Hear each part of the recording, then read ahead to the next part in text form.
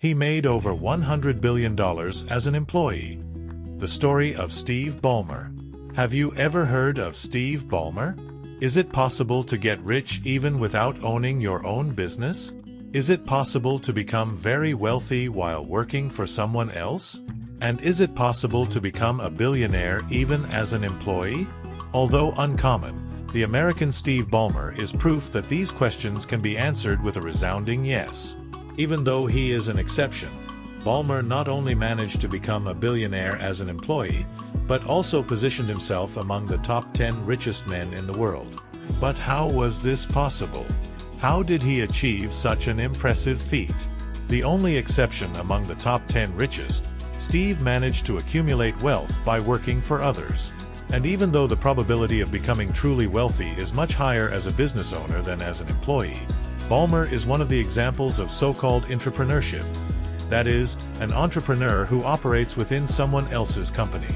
This type of entrepreneur is often overlooked, but is a great example of how visionaries can exist even in the position of employees, who manage to elevate companies to the top without being limited by common sense and safe practices.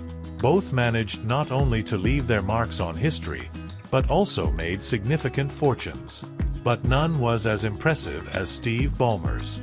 The former CEO of Microsoft, Steve was an exception not only in the results he achieved but also in the career choices he made. A college mate of Bill Gates at the prestigious Harvard University, he had the chance to be one of the founders of Microsoft, alongside Paul Allen. But he chose to decline his friend's invitation and opted to complete his degree in economics and mathematics. While his friend dropped out of school, Steve not only completed his studies but also later earned an MBA from the prestigious Stanford University. After graduating from college, he was again invited by Gates to join Microsoft, which was still a small business at the time. The only people working full-time at that time were Bill Gates and Paul Allen. However, Ballmer opted for a safer opportunity and worked for 2 years at the prestigious Procter & Gamble. It was only in 1980, while finishing his MBA, that he joined his friend's company, becoming Microsoft's first hired employee, taking on the impressive position of business director of the company. However, Ballmer's entry into the company was accompanied by an interesting mechanism used by startups to secure and retain top talent.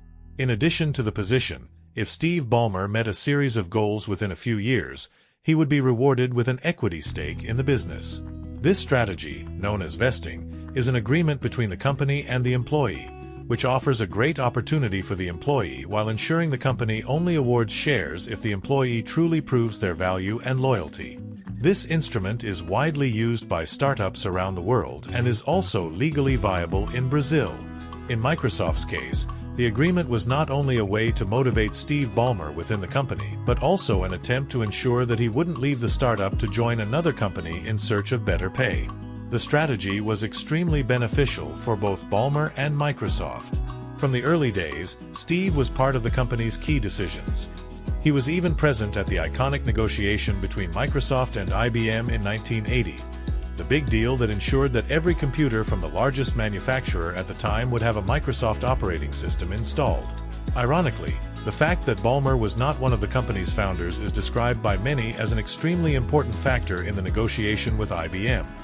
Since Steve was the only one of the 3 Microsoft representatives who knew how to make significant business deals, thanks to his practical experience at P&G and his academic background in college and his MBA. The deal was so good for Microsoft that it generated royalty payments to Bill Gates' company for each computer sold by IBM. And the best part, without an exclusivity clause, which allowed the operating system to be licensed to other manufacturers as well. A deal that would make the company a billionaire in a few years. One of the big triumphs in the negotiation was the fact that the Microsoft trio knew that IBM was having problems with the US government over alleged monopoly practices.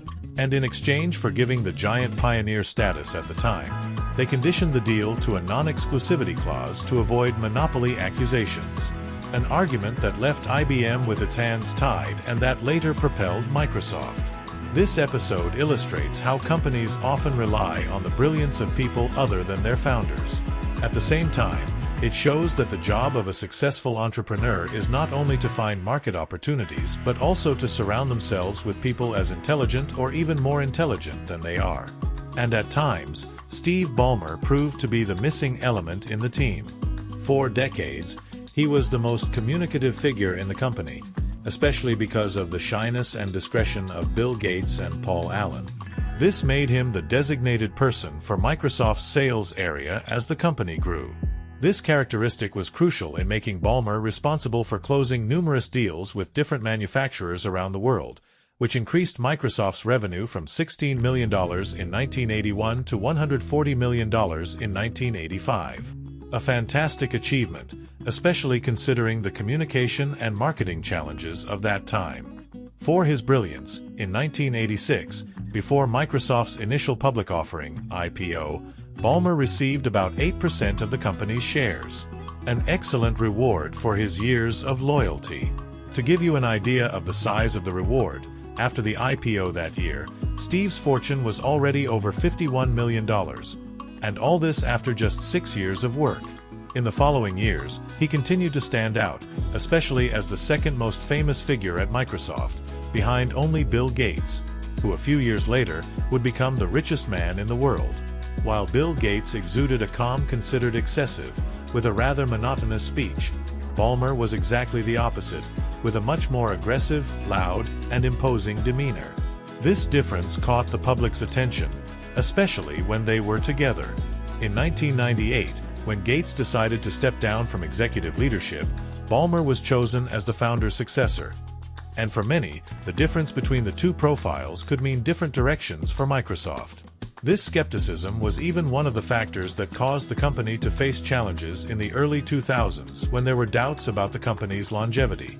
However, under Steve's leadership, Microsoft managed to stay at the top, even though for many, the company was on autopilot for many years, reaping the rewards of the royalties it collected. Despite this, under the executive's leadership, the company's annual revenue increased from $25 billion to $70 billion in 2013, his last year in charge. While he was the strong man at Microsoft, Ballmer had his share of controversial moments, and for many, under his leadership, the company missed out on great opportunities, such as the defeat in the Internet browser competition, which was won by Google Chrome, making Internet Explorer a joke. Another famous moment for the billionaire was in 2007 when he ridiculed the arrival of the iPhone, saying that no one would ever pay $500 for a phone. Proof that even billionaires are not always right. Still, he is considered one of the biggest supporters of Microsoft's alternative projects, such as the Azure Cloud Storage System and the Xbox console, both of which are now major successes for the company. And the magnate's predictions weren't entirely wrong. In 2007, under his leadership, Microsoft acquired a significant stake in a social network that was emerging globally, Facebook. Thus, in addition to increasing the company's revenue, he also ratified several initiatives that would generate more cash for Microsoft in both the short and long term. And thanks to these bets, he also managed to increase the company's average profit from $9.4 billion in 2000 to $22 billion by the end of his tenure. Tired of the day-to-day grind, Ballmer retired in 2014, passing the baton to executive Satya Nadella. Shortly before that, he sold part of his shares and bought the NBA team Los Angeles Clippers. However, Ballmer retained a large stake in Microsoft. Curiously, even more than Bill Gates, who sold more than 90% of his shares from 2000 until today. For many, this makes Steve believe in the company more than the founder himself. Since 2014, he has not only owned more shares than Gates but is also the largest shareholder in the company, with about 4% of the shares. And his confidence in Microsoft has paid off. In 2021, the company achieved the highest valuation in its history, and due to his shareholding, Ballmer became the first former employee to break the $100 billion barrier. And according to Bloomberg, at the time of this writing, Steve Ballmer's fortune amounts to $111 billion. Not bad for someone who worked 9 to 5 for years. This makes him the 9th richest man in the world today. Curiously, his fortune is now about 20% less than Bill Gates. Will he ever surpass his friend's wealth? Share your opinion with us in the comments. For all his achievements, Steve Ballmer's story is yet another success story that deserves to be told on our channel. That was today's video, Entrepreneurs. I hope you enjoyed it. Subscribe to the channel, Leave a comment. Share it with a friend who might be interested in the topic. Leave your like on the video. And a big hug.